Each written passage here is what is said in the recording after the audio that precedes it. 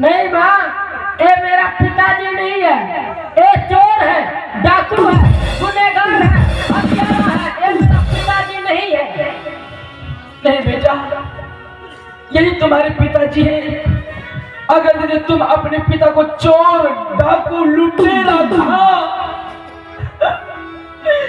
तो मैं जीते जी मर जाऊंगी, मैं मर जाऊंगी।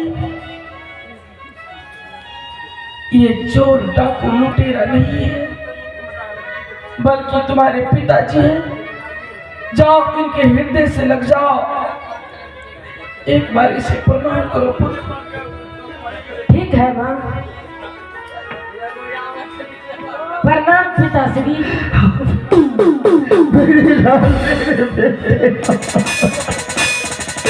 तूने बिल्कुल ठीक कहा, मैं कुछ चोर हूँ, डाकू हूँ, लुटेरा हूँ।